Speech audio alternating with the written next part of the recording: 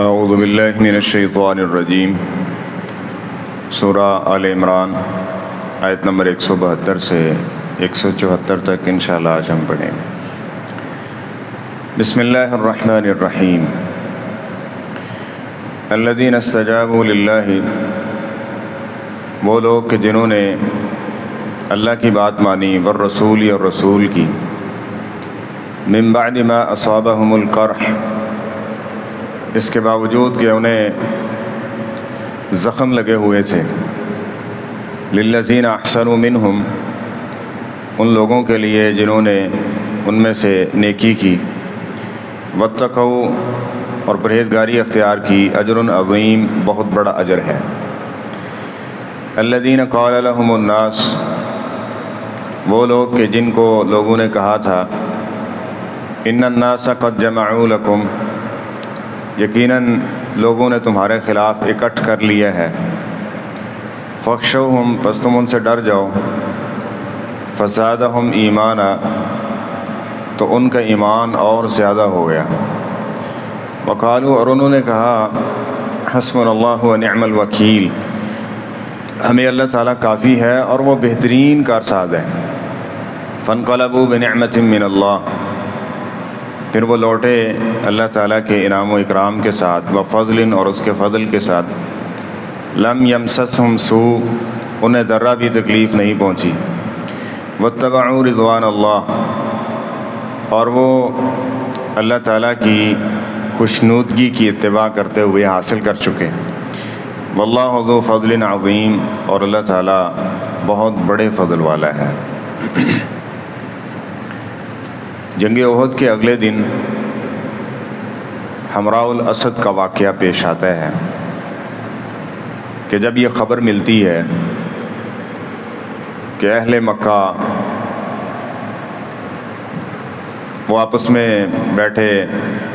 Planning کر رہے ہیں، بات چیت کر رہے ہیں۔ تفسیر ابن کثیر میں ہے کہ وہ یہ کہہ رہے ہیں کہ تم نے کتنی بڑی حماقت کی ہے، تمہارے ہاتھ میں موقع آیا ہوا تھا، اب مسلمانوں کا صفایا کر دینا چاہیے تھا، تو تم میدان جنگ سے بھاگ آئے ہو، تو لہذا دوبارہ تیاری کرو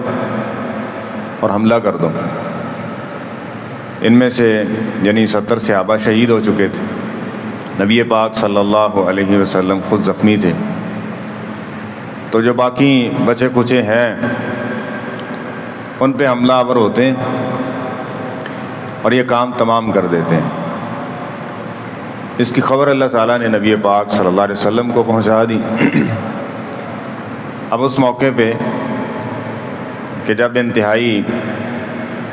تکلیف کا سامنا ہے اور نبی پاک صلی اللہ علیہ وسلم کا دل انتہائی غم زدہ ہے کہ آپ کے چچا سیدنا حمزہ سید الشہداء وہ بے دردی سے شہید ہوئے پڑے ہیں،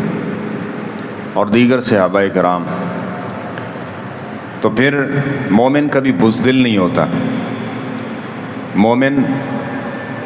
اس کا ایمان اور بڑھنے والا ہوتا ہے اس طرح کے معاملات کے اندر۔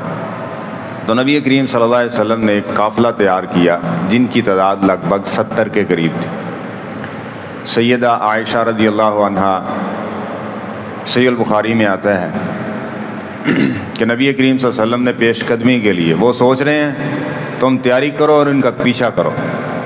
دیکھ لیں اسلام کی اور ایمان کا ہمت جو ہے اس کا ولولہ اور اس کا جوش اور ایمان کا لیول، کہ زخم لگے ہوئے ہیں، اور یہ زخم یہ نہیں تیر و تلوار کے زخم ہیں، اور میں کہ ہم نے کیا کرنا ہے، پیش قدمی کرنی ہے۔ آپ نے تیار کیا، جن میں جناب عمر رضی اللہ عنہ، جناب ابوبکر صدیق رضی اللہ عنہ اور دیگر صحابہ، 70 افراد پہ مشتمل یہ قافلہ نبی علیہ السلام نے تیار کیا اور ان کے تعاقب کے لیے بھیج دیا۔ اب جب انہیں اس کا علم ہوا تو انہوں نے اپنا فیصلہ چینج کر لیا۔ وہ کیا ہے کہ اب ہم چلتے ہیں، اگلے سال دوسرے لوگوں کو ملائیں گے اور پوری تیاری سے آئیں گے۔ تو جس طرح مومن کے اندر اللہ تعالیٰ نے ایمان کی طاقت رکھی ہوتی ہے، جس کی وجہ سے بہادری کا عنصر اس پہ غالب ہوتا ہے، بس اوقات جس طرح ہم نے پیچھے پڑھا کہ شیطان ان کو پھسلا بھی دینا وہ اپنے اصل پہ واپس آ جاتے ہیں۔ اصل کیا ہے؟ وہ ایمان اور بہادری ہے، اور جو کفر ہے اس کی اصل کیا ہے؟ وہ بزدلی ہے، کیونکہ ایمان نہیں ہے اس میں۔ ان کے شرک کی وجہ سے اللہ فرماتے ہیں ہم ان کے دلوں کو کیا کر دیتے ہیں؟ کمزور کر دیتے ہیں۔ اب وہ یہی ہوا کہ انہوں نے کہا کہ ہم واپسی کا فیصلہ کرتے ہیں۔ اب یہ گئے، ان کے نکلنے کا ان کو علم ہو گیا اور وہ چلے گئے۔ تو اللہ تعالیٰ نے اس کا یہاں ان آیات میں منظر کشی کی ہے۔ فرمایا وہ لوگ کہ جنہوں نے اللہ اور اس کے رسول کی بات مانی، من بعد ما اصابہم القرح، اس کے باوجود کہ وہ زخمی تھے، اس کے باوجود کہ زخموں سے خون بہہ رہے ہیں، یہ تکالیف موجود ہیں، لیکن اس کے باوجود اللہ اور اس کے رسول کا حکم آ گیا تو تیاری کر کے تیار ہو گئے اللہ اور اس کے رسول کے حکم کو ماننے کے لیے کہ ہم اس کی اطاعت و فرما برداری کریں گے۔ حضرت پھر دیکھیے آج کے دور میں خوب دیکھیے کہ اللہ تعالیٰ نے کیا کیا ہے، کیا ذکر ہو رہا ہے۔ نبی پاک علیہ الصلاۃ والسلام کے اصحاب کی تعریف اور ثنائیں ذکر ہو رہی ہیں حضرت، کہ للذین استجابوا للہ والرسول، اللہ کہتے ہیں انہوں نے ہماری بات مانی، ہمارے رسول کی بات مانی، اس کے باوجود کہ من بعد ما اصابہم القرح، کہ حالت ان کی یہ تھی کہ زخموں سے چور ہیں۔ اب حالت جنگ کا اصول یہ ہوتا ہے کہ ایک سولجر جو ہے وہ زخمی ہو گیا ہے تو اس کو پہنچایا جاتا ہے، اس کو جنگ سے ہٹا دیا جاتا ہے، اس کی جو صحت کے حوالے سے چیزیں دیکھی جاتی ہیں۔ لیکن یہ محمد صلی اللہ علیہ وسلم کا لشکر ہے جس کو اللہ نے اپنا لشکر بولا ہے، ٹھیک ہے، اولئک حزب اللہ، یہ اللہ کا لشکر ہے۔ اب یہ اللہ کے دین کے غلبے کے لیے جی رہے ہیں اور اللہ کے دین کے غلبے کے لیے ان کی زندگیاں وقف تھیں، نکل پڑے۔ تو فرمایا للذین احسنوا منہم، اب اللہ تعالیٰ تو سب کچھ جانتا تھا نا۔ اب دیکھیں اس میں ایک حکمت تھی، اور اگر آپ اس کو سمجھیں گے تو یہ بہت واضح ہو جائے گی یہ بات۔ اب اللہ تعالیٰ تو سب جانتا تھا نا کہ یہ ایسا ہوگا، کہ یہ مقابلہ اب ہوگا نہیں، لڑائی نہیں ہوگی، لیکن اس کے باوجود یہ خبر نبی علیہ السلام تک پہنچی، ان کی یہ پلاننگ کی۔ اب یہ ہو بھی سکتا تھا نبی کریم صلی اللہ علیہ وسلم اللہ کا حکم آ جاتا کہ کوئی گل نہیں ہونا، حملہ کوئی نہیں کرنا، امن سے بیٹھیں، لیکن اللہ تعالیٰ نے کیا کیا ہے، اب وہاں ایک چیز صرف ذکر ہوئی ہے، صرف ایک چیز، کہ وہ درا چھوڑا، اور اس کے بعد جب اچانک حملہ ہوا تو ان کے پاؤں اکھڑ گئے۔ اب یہ چیز تھی، اتنی سی چیز کو اللہ تعالیٰ نے ایک خبر کے انداز میں ذکر کیا، اور اس کے بعد اللہ تعالیٰ نے کتنی ان کی تعریف اور ثنائیں کی ہیں، ان کے عفو و درگزر کا معاملہ، ان کے ایمان کا معاملہ ہے نا، ان کے آگے مزید بھی ہے۔ حضرت یہ رویہ ہونا چاہیے ایک مومن کا جو اللہ تعالیٰ نے ذکر کیا ہے، اور آج کے مومن کے لیے کوئی نیا چیز نہیں ہے، وہی ہونا چاہیے جو اللہ تعالیٰ نے ذکر کیا اس فیصلے کو۔ فرمایا کہ للذین احسنوا، یہ احسان کا کیا خوب درجہ ہے، کیا بہترین اس کی مثال ہے۔ تو فرمایا واتقوا اجر عظیم، پھر تقوی و پرہیزگاری کہ جینا مرنا اللہ کے لیے۔ اب کیا ہے کہ زخم لگے ہوئے ہیں، اور اگر اس دنیا سے چلے جائیں گے تو اور کیا چاہیے، یہی ایک مومن کا مطلوب اور مقصود ہے نا۔ تو فرمایا اجر عظیم، ہم ان کے لیے اجر عظیم کا وعدہ کر رہے ہیں، اجر دیکھ رہے ہیں اللہ تعالیٰ یہ وعدے دے رہے ہیں، اجر عظیم۔ اور پھر وہ کہنا پڑے گا نا آج کے دور کے اندر اس سے بڑا احمق شخص کون ہے جو اس واقعے کو بنیاد بنا کے ان کے اوپر طنز کر رہے ہیں، ان کے ایمان کے اوپر لوگ پہنچے ہوئے ہیں، جن کے بارے میں اللہ کہتے ہیں واتقوا، یہ متقی تھے، یہ پرہیزگار تھے، اور ہم نے ان کو اجر عظیم دے رکھا ہے، اینو ہضم نہیں ہو رہا۔ بہرحال الذین قال لهم الناس، آگے اللہ نے ایک کیفیت ذکر کی ہے، لوگ ان سے کہہ رہے تھے، لوگ ان سے کہ زخم بھی لگے ہوئے ہیں، اب تم کیا مقابلہ ان سے کرو، سرنڈر کر دو، معاملہ جو ہے نا اس کو ختم کر دو۔ کہ قال لهم الناس ان الناس قد جمعوا لكم، لوگ تمہارے خلاف جمع ہو چکے ہیں، اب تمہارا کچھ بچنے والا نہیں ہے، لہذا فخشوہم۔ اب یہاں دیکھو نا ایک حقیقت ہے، تمہارے پاس اتنی قوت و طاقت بھی نہیں ہے، تو یہ اپنے آپ کو مروانے والی بات ہے نا، اپنی جان دینے والی بات ہے، تو لہذا یہ ختم کرو، اور ان کے ساتھ صلح و کمپرومائز کے ساتھ جو معاملہ ہوتا ہے نا یہ کر لو۔ جناب عبداللہ بن عباس رضی اللہ تعالیٰ عنہ بیان فرماتے ہیں کہ آگے اہل ایمان اور اہل اسلام کا جملہ کیا تھا، فسادہم ایمانا، ان کا ایمان اس واقعے سے اس چیز کو دیکھ کے اور زیادہ ہو گیا. جس طرح احزاب کے موقع پہ بھی مشرکین مکہ جب سب جمع ہو کے آئے نا تو اس کے بعد اہل نفاق کی طرف سے یہی بات آئی تھی کہ ہم لڑ لوڑ کوئی نہیں سکتے, پورا عرب ہمارے خلاف جمع ہو گیا, مدینے کا محاصرہ ہوا پڑا ہے, کھانے پینے کی چیزیں ختم ہو رہی ہیں, تو ہم ان کے ساتھ لڑیں گے تو ایسا نہیں کر سکتے, ہم نہیں لڑتے ان کے خلاف, تو لہذا کوئی معاہدہ کر لیتے ہیں ان کے ساتھ. تو اس موقع پہ بھی سورہ احزاب میں اللہ تعالیٰ نے ذکر فرمایا کہ یہ جو اہل نفاق تھے یہ پھسل گئے اور انہوں نے اللہ رسول کو اور اہل ایمان کو طنز و تانوں کے تیر برسانا شروع کر دیے کہ جو اللہ رسول نے ہم سے وعدہ کیا تھا نا, ما وعدنا اللہ ورسولہ الا غرورا, دھوکہ دیا ہمیں اللہ اور اللہ کے رسول نے کہ تم غالب ہو گئے. کہاں یہ غالب, ہمارا تو جینا محال ہوا پڑا ہے. اور اسی واقعے کو ایک ہی واقعہ ہے حضرت, ایک ہی واقعہ ہے. پھر آج کا سینیریو سامنے رکھیے, ایک ہی واقعہ ہے, ایک ہی واقعے سے منافق یہ کہہ رہے ہیں کہ اللہ رسول نے ہمیں دھوکہ دیا ہے, اسی واقعے کو مومن دیکھ کے کیا کہہ رہے ہیں, صدق اللہ ورسولہ, کہ ہم سے جو اللہ اور اللہ کے رسول نے وعدہ کیا وہ سچا وعدہ کیا ہے, وہی ایک ہی وعدہ ہے. لیکن ایک منافق ہے وہ اس سے کیا اخذ کر رہا ہے, اور ایک مومن ہے وہ اس واقعے سے کیا اخذ کر رہا ہے, اور اس کے ایمان کا لیول کیا ہے. اور یہاں دیکھیں فرمایا کہ اس وقت انہوں نے کیا کہا, حسبنا اللہ و نعم الوکیل, اور ہمیں ہمارا رب کافی ہے اور وہ بہترین تدبیر کرتا ہے, بہترین کارساز ہے, سب کچھ اس کے اختیار میں ہے. ہمارا کام ہے ہاتھ چلانا اور اللہ کے راستے میں نکلنا ہے, باقی اس کا کام ہے, اس کے دین کے لیے ہے. وہ جب چاہے, جیسے چاہے, جس طرح چاہے, جو مناسب چاہے وہ فیصلہ کرے گا, اور ہم اس کے فیصلے کے اوپر کیا ہیں,